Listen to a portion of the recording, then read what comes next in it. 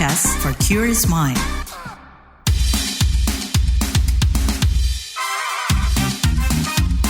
What's Trending KBR Pagi, siaran pagi radio paling update. Ujian nasional sudah siap sebenarnya secara konsep, tapi 2025 ini belum kita laksanakan.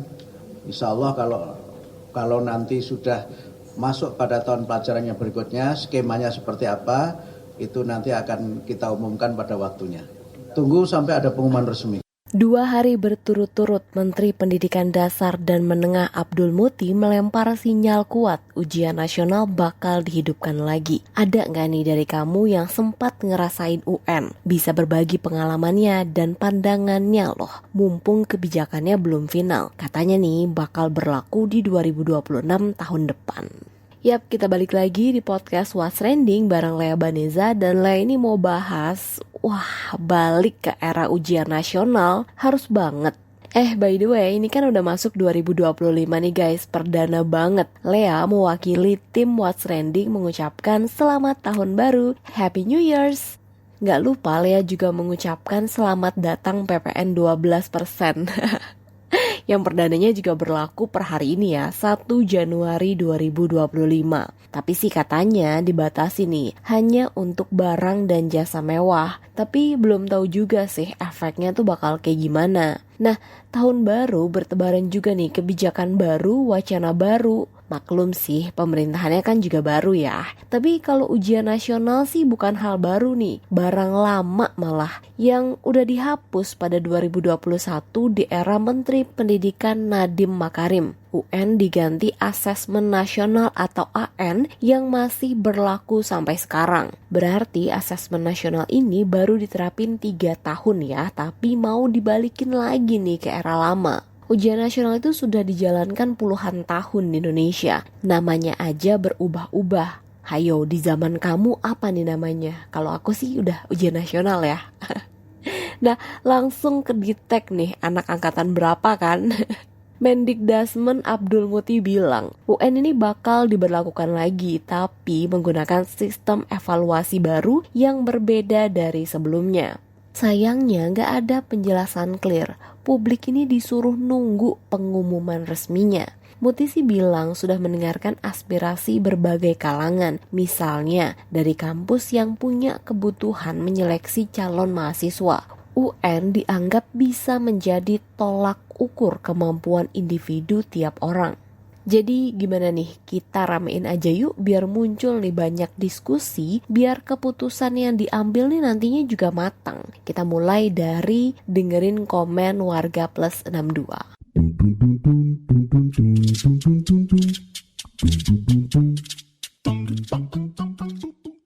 Yang pertama komentar @lovingxx. Bangun angkatan 26, UN kembali lagi. Masih nunggu resminya sih. Lanjut @didik_xx. Ujian nasional 1 hari 2 mapel, IPS dan Bahasa Indonesia. IPS terdiri 3 mapel, Geografi, Sejarah, Ekonomi, jadi total belajar 4 mapel. Kemudian, ngerjain soal ujian 3-4 jam menentukan pemahaman pelajar selama 3 tahun. Balik ke zaman purba. @takprihxx. UN jadi kembali dilaksanakan ya? Apa kabar deep learning yang joyful? Tantangan para guru makin berat. Gimana caranya UN tapi anak-anak joyful? Jadi kalau mau UN, anak-anak akan bilang, "Hore, ujian!" @valerxx. Kalau semuanya pada notice, sebenarnya sejak ujian nasional dihapus, pendidikan di Indonesia ini jadi agak tertinggal. Menurutku ini karena banyak siswa yang kehilangan motivasi belajar. Walaupun emang ujian nasional sering dianggap beban, tapi sebenarnya fungsinya penting untuk memberi arah dan tujuan yang jelas bagi siswa dalam belajar. Kalau nggak ada ujian nasional, standar pendidikan jadi nggak jelas, dan siswa cenderung nggak punya dorongan untuk mencapai pemahaman tertentu. @mysalt_xx.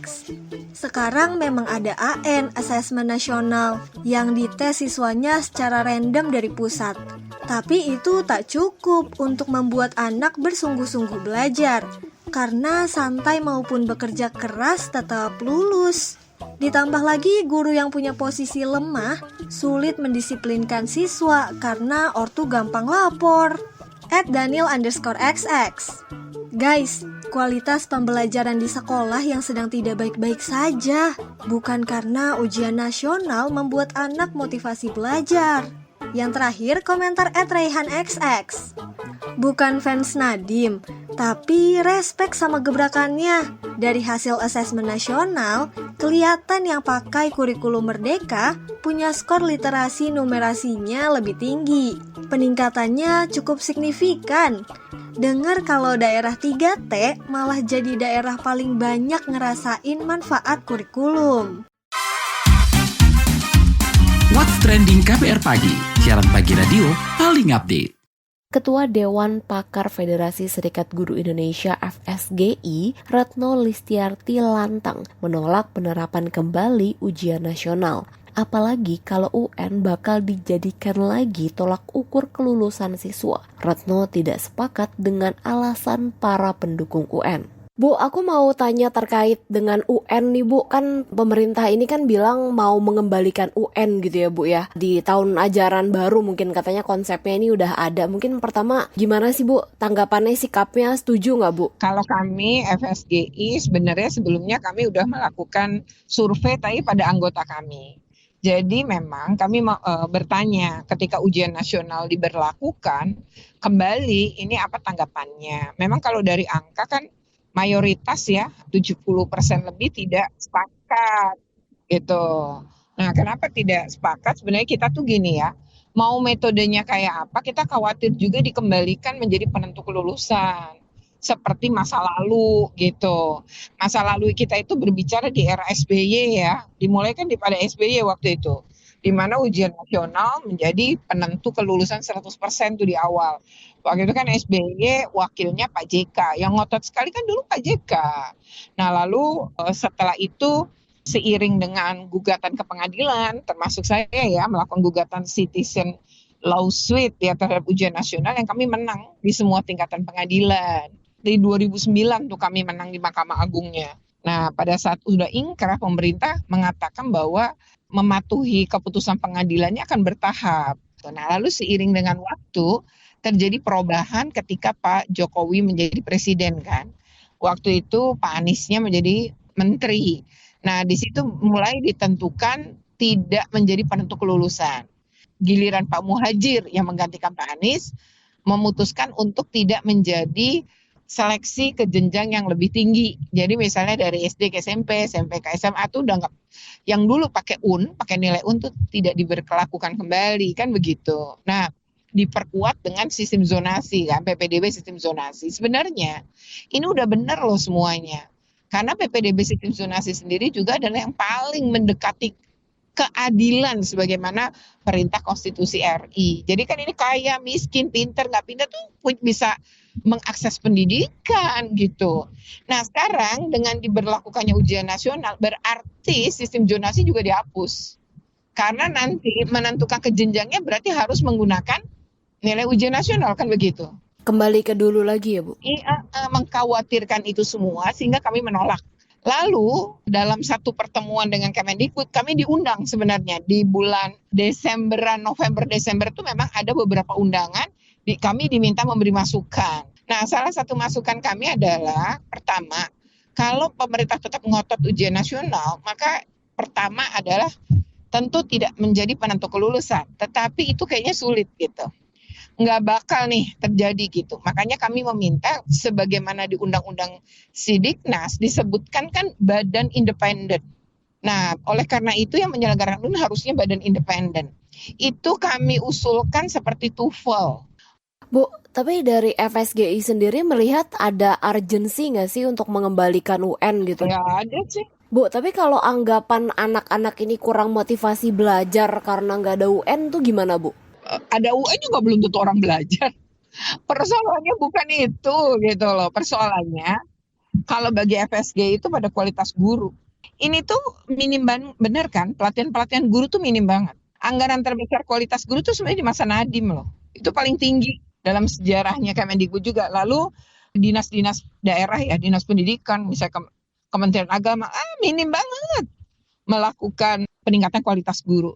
Kenapa saya anggap ini pemerintah itu harus bertanggung jawab terhadap kualitas guru? Ya karena memang pemerintah punya tanggung jawab itu. Sekarang ya, kalau guru misalnya gini, misalnya nih di sekolah saya misalnya ada 50 guru. Lalu dari 50 guru itu ada 2 guru yang nggak berkualitas, ya berarti yang salah gurunya. Karena mayoritasnya kan berkualitas. Nah kalau sekarang kan kebalik. Dari 50, 5 berkualitas, 45 enggak. Kita kan tahu gitu ya Bu, di zaman sekarang ini kan udah digitalisasi, AI, teknologi berkembang.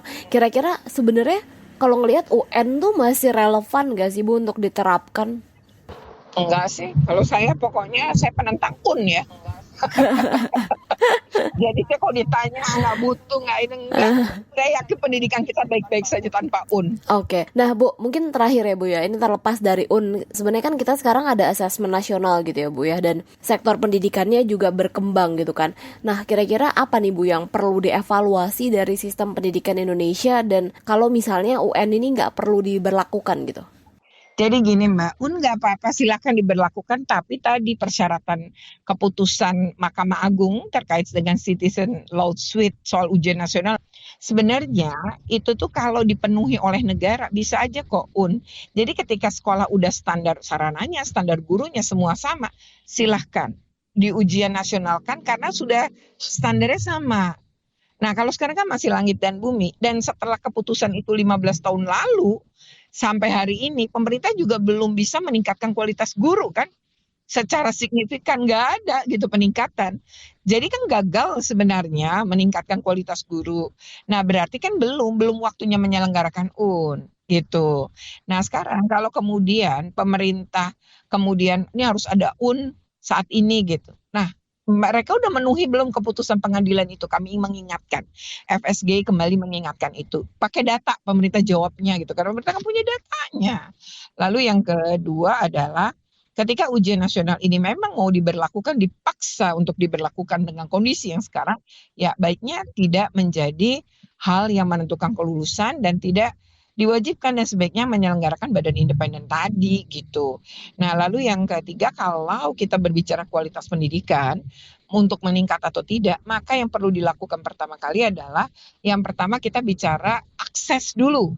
Apakah sudah adil negara memberi akses? Makanya tentang PPDB ini menjadi, PPDB sistem zonasi ini adalah membuka akses tadi. Kaya, miskin, pinter, nggak pinter, semua bisa sekolah dong di sekolah negeri. Karena problemnya adalah ada hasil riset 8 tahunnya Kemendikbud sebelum diberlakukan PPDB, sistem zonasi, adalah orang miskin itu mengeluarkan biaya pendidikan lebih tinggi. Karena sekolah-sekolah negeri itu didominasi anak-anak kaya, anak mampu sebagian besar. Karena apa? Karena mereka kan bisa les, bisa privat, bisa bimbel. Nah anak-anak miskin kan nggak bisa ngelakuin itu semua, makanya kalah gitu loh. Nah sementara sistem PPDB sistem zonasi ini sudah mencoba untuk membuka akses secara adil. Nah, jadi itu satu bicara akses. Menurut kami ya FSGI, pertahankan PPDB sistem zonasi. Bu Retno, terima kasih banyak ya Bu ya. Oke, makasih. What's Trending KPR Pagi, siaran pagi radio paling update.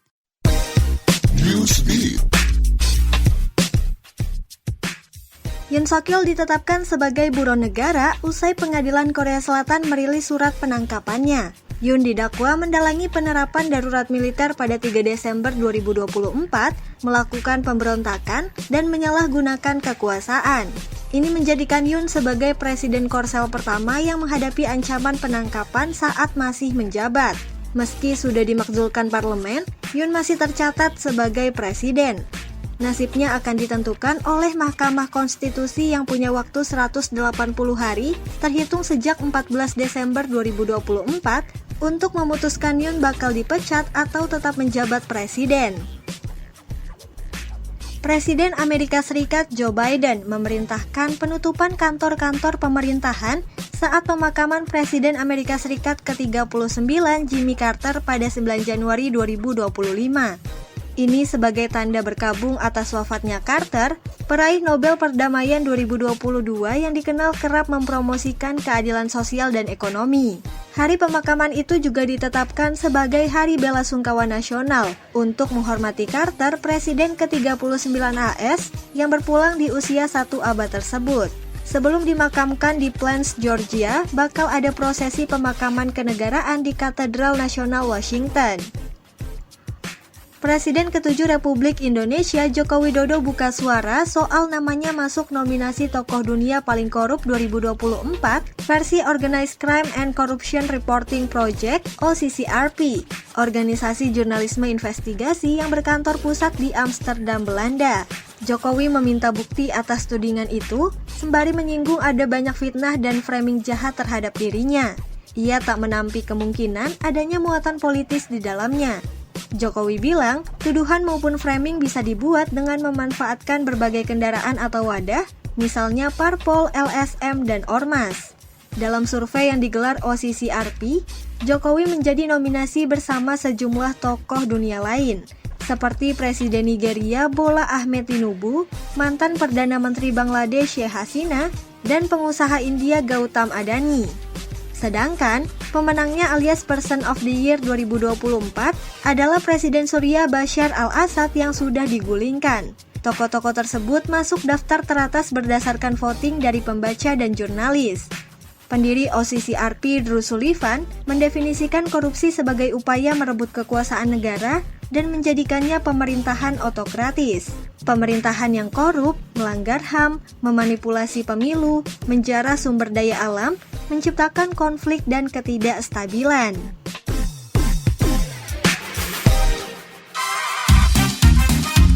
What's Trending KPR Pagi, siaran pagi radio paling update. Pegiat pendidikan Haidar Bagir mengingatkan pelaksanaan UN di masa lalu lebih banyak mudarat ketimbang manfaatnya. Jadi kalau pemerintah ingin menghidupkan kembali UN, ya konsep dan sistemnya jangan kayak dulu. Pak Haidar, mungkin pertama minta tanggapannya dulu kali ya Pak, soal wacana diberlakukannya kembali ujian nasional nih Pak. Ada catatan nggak sih Pak mungkin? Ya, pertama begini, saya duga kalaupun UN itu dikembalikan, dia tidak akan sama persis dengan UN sebelumnya. Dari apa yang saya tahu itu tujuan dikembalikannya UN, meskipun bukan berarti saya merasa itu memang perlu ya, itu diskusi yang berbeda. Itu karena selalu katanya ada persoalan bahwa perguruan tinggi itu masih membutuhkan core test untuk mengetahui kemampuan individual. Karena kan asesmen nasional itu kan sampling ya, untuk mengetahui tingkat perkembangan sebuah sekolah yang disampling itu. Tapi tidak ada kewajiban untuk siswa secara individual mengambil skor yang bisa dijadikan standar individual gitu. Ada kemungkinan kalaupun UN dikembalikan, dia tidak menjadi syarat kelulusan. Tapi perguruan tinggi akan minta skor UN itu. Jadi itu salah satu perbedaannya saya kira. Oke, Pak, sebenarnya kalau soal itu kan dari pemerintah, dari Menteri Abdul Muti sendiri kan mengakui gitu ya Pak, kalau ini tuh alasan dikembalikannya karena pemetaan mutu bagi perguruan tinggi gitu ya, seleksi masuk. Tapi pertanyaannya gitu ya Pak ya, apakah UN ini bisa jadi indikator yang efektif gitu Pak untuk mungkin jadi tolak ukur kemampuan seorang siswa atau bisa meningkatkan kualitas pendidikan kita sendiri gitu? Saya sangat tidak yakin. Saya sudah puluhan tahun terlibat di bidang pendidikan dan saya dapati meskipun saya nggak punya bukti berapa persen, tapi sangat banyak ada persoalan moral hazard. Ketika nilai atau penilaian atas sebuah sekolah digantungkan pada hasil UN siswa, yang diambil seketika, sekali, itu yang terjadi akhirnya banyak sekolah akan mencari jalan untuk memastikan bahwa nilai siswanya bagus sehingga sekolahnya juga dianggap sekolah bagus. Termasuk membocorkan soal. Ini sebuah kasus yang luar biasa. Menurut saya cukup banyak terjadi di negeri kita. Sampai-sampai di tahun-tahun belakangan itu diturunkan tentara untuk mengawal soal dan mengawal ujian. Tapi dalam kenyataan bahkan ketika ada tentara atau polisi mengawal, masih ada banyak jalan bagi sekolah yang memang punya niat yang tidak sejalan lah. Jadi menurut saya itu juga nggak akan tercapai dengan UN. Justru seperti asesmen nasional, itu menurut saya bisa dipertanggungjawabkan. tentu tidak seketika, mungkin tidak bisa kali diambil samplingnya. Nah, jadi saya kira kalau saya ya, kalau persoalannya katanya diperlukan skor individual, skor tes individual siswa. Ini saya punya pertanyaan soal ini. Kalau itu dipakai sebagai alat mengetahui perkembangan sebuah sekolah, menurut saya justru akan menyesatkan. Menurut saya. Lebih baik asesmen nasional dievaluasi terus.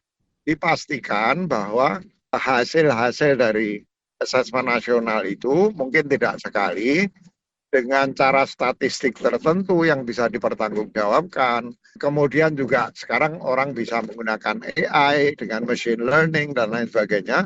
Butuh waktu lebih lama, tapi menurut saya hasilnya jauh lebih reliable daripada diambil dengan satu tes satu kali seketika dalam bentuk ujian nasional model dulu. Nah, jadi sekali lagi saya ingin mengatakan, kalaupun ada ujian nasional, harus ada revisi. Tadi tidak menentukan kelulusan, ya misalnya. Dan kedua, tidak dijadikan satu-satunya alat untuk mengukur tingkat perkembangan sebuah sekolah. Apalagi kalau nanti sekolahnya kena sanksi, nggak dapat BOS. Tambah lagi nanti moral hazardnya berlipat ganda menurut saya.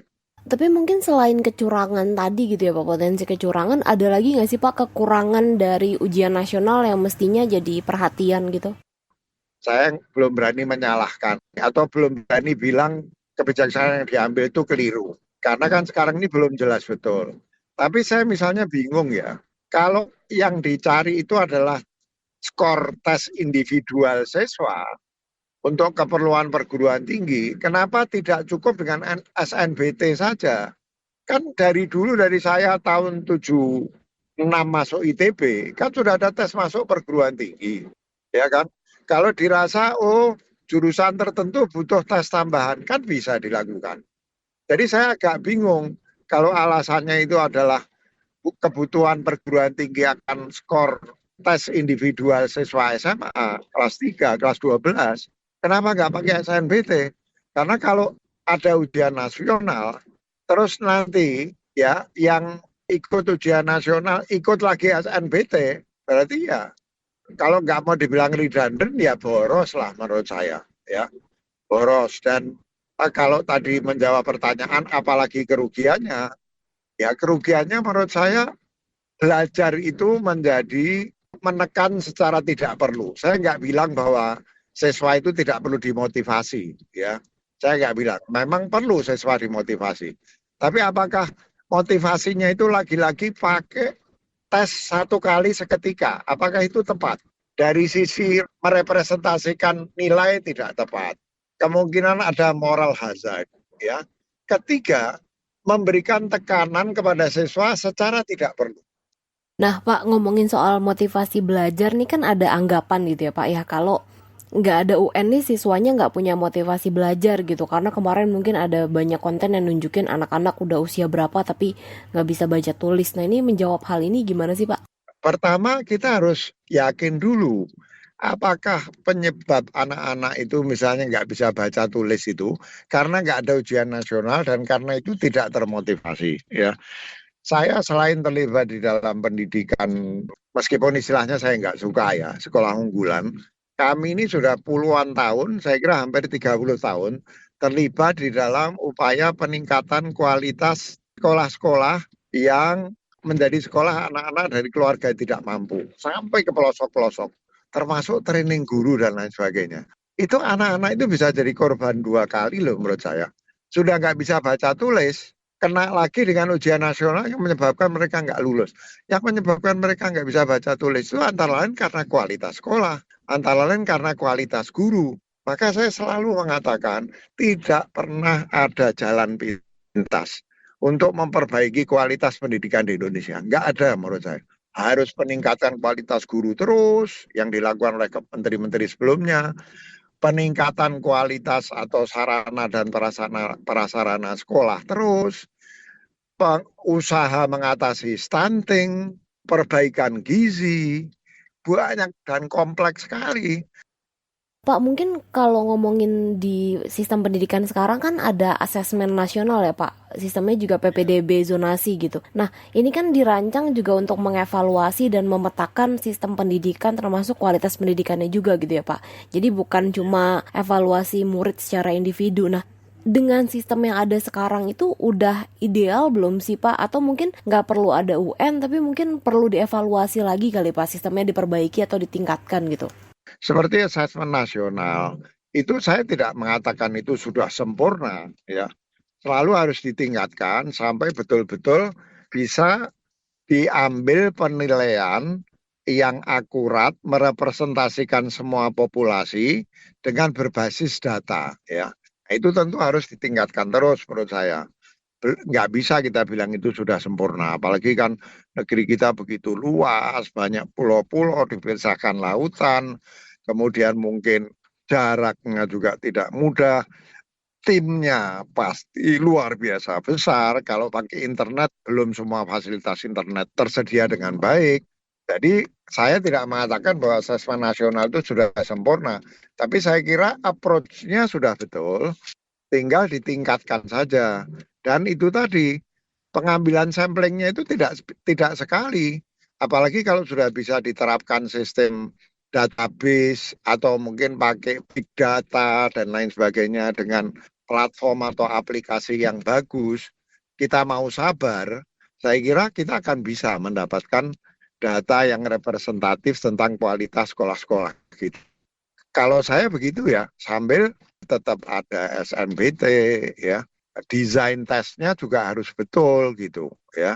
Desain tesnya itu apakah tadi drilling yang mengetes higher order thinking skills. Menurut saya kalau itu dilakukan, ada asesmen nasional yang disempurnakan, perbaikan kualitas guru, perbaikan sarana prasarana ya, kemudian perbaikan manajemen sekolah, ya, ditambah lagi ada asesmen nasional, kemudian ada SNBT. Kalau itu dilaksanakan dengan sabar, telaten, menurut saya sudah cukup untuk bisa memenuhi seluruh tujuan pemerintah di dalam memastikan bahwa sistem pendidikan nasional itu berjalan dengan baik. Pak, mungkin kalau dari negara-negara di luar gitu ya Pak ya, negara di dunia gitu, ada nggak sih Pak contoh-contoh yang bisa dijadikan perbandingan mungkin sistem pendidikannya?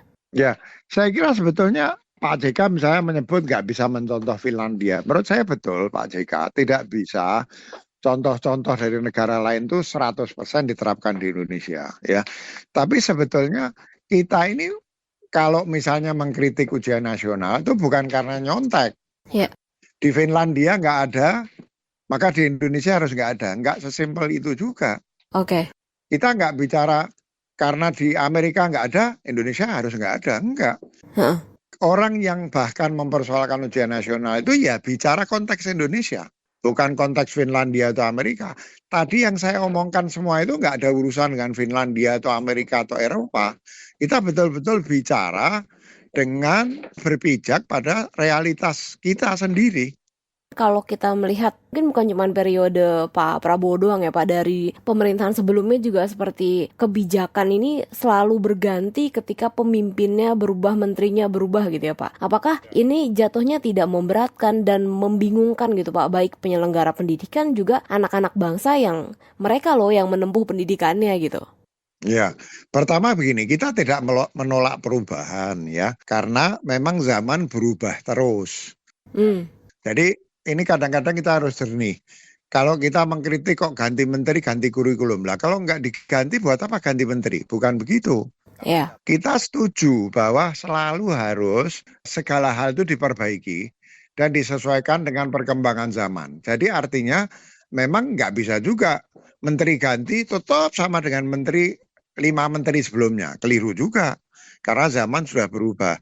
Tapi ada fondasi yang harusnya jangan dihancurkan gitu.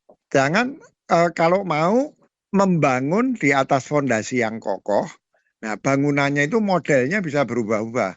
Boleh misalnya fondasinya disuntik tiang beton, boleh karena yang lalu kurang kuat. Tapi jangan dibongkar sampai fondasi-fondasinya. biaya yang sudah kita keluarkan, training terhadap guru ya dengan kurikulum tertentu, semua itu menghabiskan dana yang tidak kecil dan juga bisa menimbulkan demotivasi. Guru baru belajar secara sangat serius tentang satu hal diganti lagi ya misalnya. Jadi ada persoalan biaya, ada persoalan motivasi guru.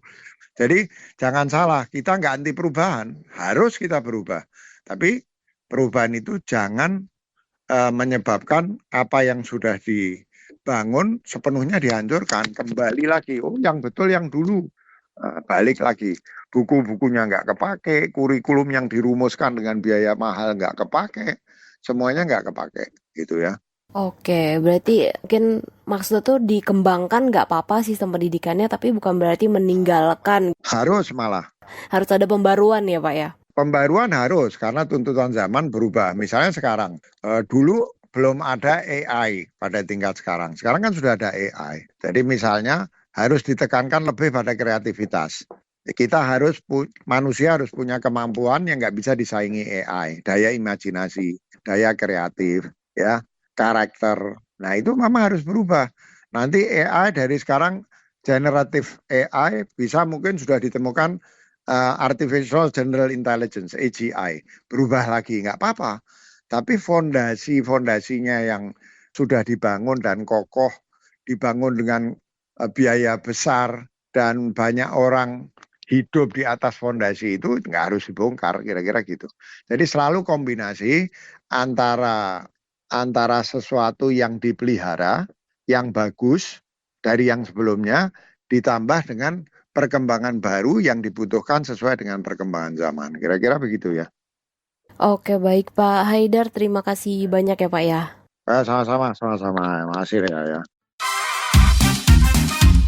What's Trending KPR Pagi, siaran pagi radio paling update.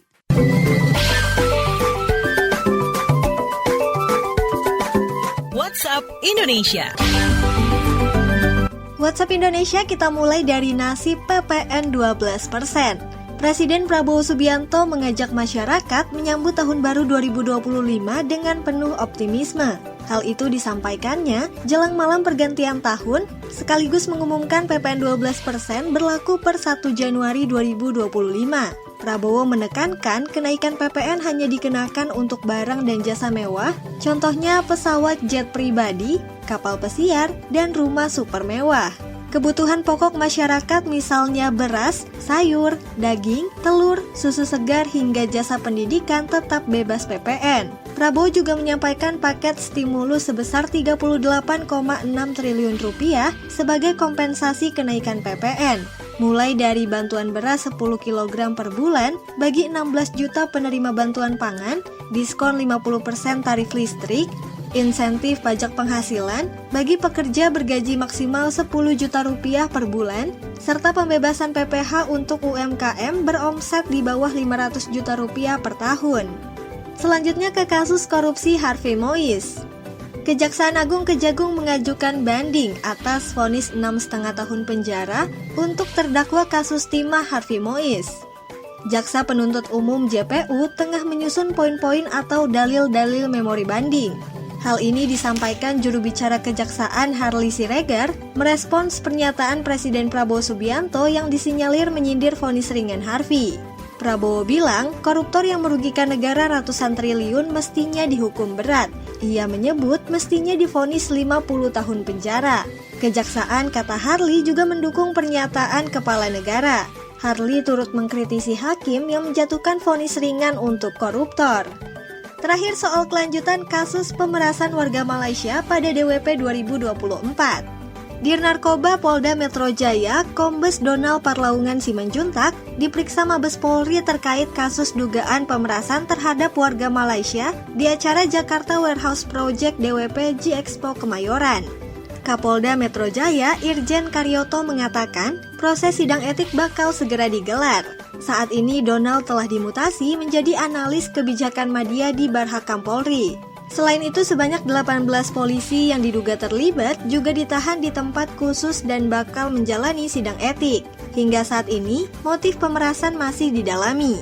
Demikian WhatsApp Indonesia hari ini.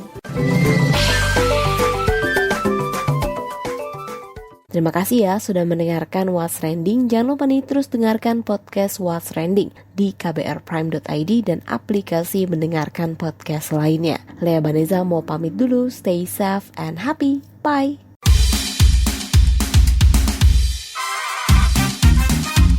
What's Trending KBR Pagi, siaran pagi radio paling update.